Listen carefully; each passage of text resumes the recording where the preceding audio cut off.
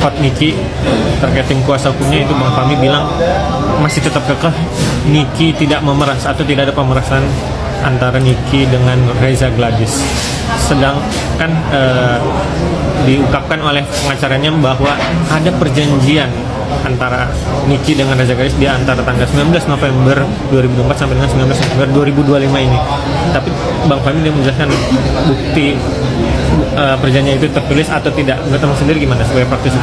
Ya kalau menurut saya kan perkara ini sudah tahap 2 kejaksaan dan berkasnya jaksa pasti sudah sodorkan ke pengadilan untuk segera dijadwalkan sidang.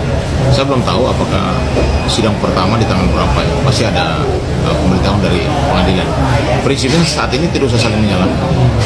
Karena apapun omongan daripada pengacara Niki atau RG itu tidak akan bisa menyelesaikan persoalan. Yang ada adalah saat ini ya ikuti proses di persidangan. Pembuktian aja di persidangan. Apakah terjadi pemerasan atau tidak, terjadi pengancaman atau tidak, tindak pidana TPPU terbukti atau tidak, itu nanti di dalam proses di persidangan di pengadilan itu akan lebih terang benderang karena pasti ada saksi dari beberapa pihak, ada ahli yang dihadirkan dari tim atau dari pihak Nikita atau dari pihak kejaksaan, ada juga mungkin barang bukti alat bukti akan dihadirkan di dalam persidangan. Jadi memang benar-benar terang benderang sehingga di situ kita akan tahu. Apalagi saya dapat informasi bahwa sidangnya itu akan publish ya, live, sehingga semua masyarakat tahu bahwa ini public figure. Sehingga apakah yang dugaan-dugaan netizen, dugaan dari pengacara dan lain sebagainya, semua itu akan terfokuskan pada saat nanti persidangan nanti. Karena semuanya akan dibuka untuk umum, dibuka untuk dilihat apakah benar terjadi pemerasan atau tidak, apakah benar terjadi pengancaman atau tidak, apakah benar ada TPPU-nya. Nah ini semua rangkaian proses sidik sampai tersangka dan tahap 2 tersangka dan juga barang bukti dijelas kepada jaksa. Artinya sudah kepolisian sudah selesai. Sekarang bukan lagi berdebat di media soal ini merasa atau tidak. Saatnya adalah membuktikan di pengadilan. Contoh pengacara Nikita ya bawa saksi-saksi yang yang menentukan kita, bawa barang bukti yang menentukan kita, cari ahli yang profesional di bidangnya, harus meyakinkan majelis hakim bahwa Nikita tidak melakukan tindakan kriminal seperti pemerasan, pengancaman dan juga TPPU, sehingga Nikita bisa dibebaskan. Oh, tapi selama ini kan kita tahu atau dari praktisi lain perjanjian tertulis itu adalah perjanjian yang ditantangani kedua belah pihak di atas materai atau hitam di atas putih. Itu kalau kasus ini dari awal ada perjanjian, tidak mungkin jadi tersangka. Berarti diarahkan kasusnya lari ke perdata. Berarti ada uang prestasi, cedera janji, ingkar janji.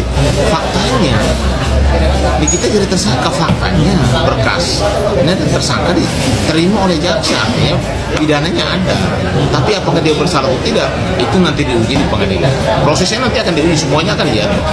Berarti bisa dibilang yang tadi kita bilang perjanjian itu bisa ada lewat WA, lewat telepon atau lewat dari omongan, tidak harus tertulis Bang. Sebenarnya perjanjian itu harus tertulis ya, karena tertulis dan kalau bisa di warma, daftarkan di notaris sehingga menjadi file di notaris. Ketika terjadi sesuatu, misalnya saling gua dan lain sebagainya, notaris juga bisa dihadirkan untuk sebagai saksi.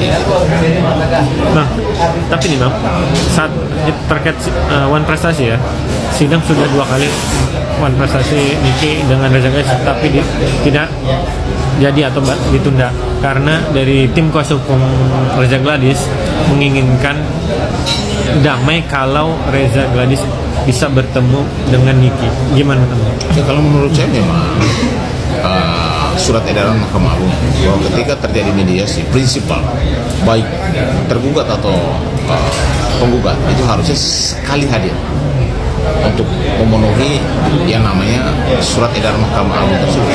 Kalau tidak ada alasan yang masuk akal, itu bisa memberikan surat kuasa istimewa kepada penasihat hukumnya untuk mewakili yang bersangkutan. Tapi kalau bilang bisa hadir nggak bisa, Niki kan ditahan, kan bisa aja minta bond kerjasama dengan pihak kejaksaan untuk hadirkan Niki di pengadilan. Kan ini nggak soal masalah hukum juga kan, bahwa semua orang kan harus mendapatkan suatu keadilan dan kepastian hukum. Dan caranya adalah mungkin dengan Niki hadir di pengadilan, masalah perdatanya bisa diselesaikan, atau masalah perdata dan pidana bisa diselesaikan, kan bisa aja.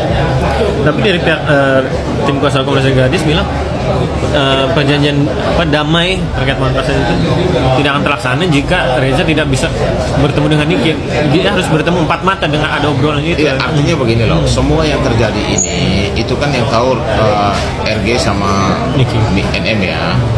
Mungkin ada pihak lain yang mungkin di dalamnya turut serta atau mungkin yang mempertemukan dan lain sebagainya, itu urusan mereka. Tapi setidaknya kalau memang itu permintaan, mungkin kita bisa bersurat, hanya bisa bersurat kepada kejaksaan dan juga pengadilan supaya Niki bisa dihadirkan sebagai prinsip. Ini kesempatan loh kalau memang seperti itu. Tapi apakah berdamainya hanya di perdata saja atau sekaligus mencabut yang pidana? Ini kan juga harus jelas.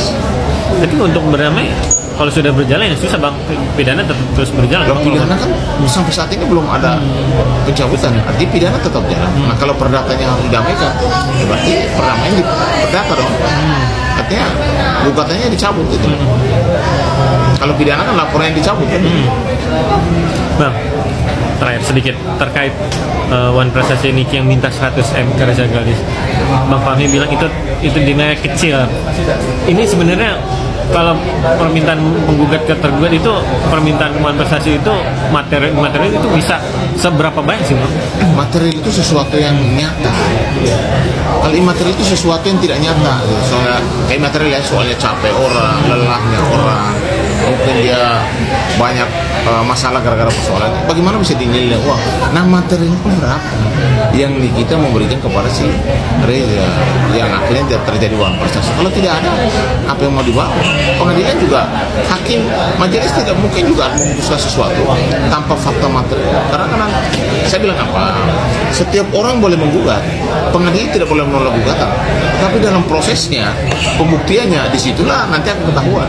Ini jelas tidak legal standingnya, pembuktian dia jelas tidak, baik itu bukti surat, ya kan, bukti dokumen, atau dari saksi dan lain sebagainya, apakah menunjukkan bahwa terjadi Wan Prasasti yang mana, cedera janji yang mana, ingkar janji yang mana, karena semua harus dibuktikan. Di pengadilan itu semuanya itu sama-sama harus bisa membuktikan, baik dia penggugat maupun tergugat. Dan orang-orang yang dihadirkan itu harus memberikan istilah itu support, ataupun saksi yang dihadirkan harus menguntungkan. Kalau tidak menguntungkan, ngapain dihadirkan? Siap. Lanjut.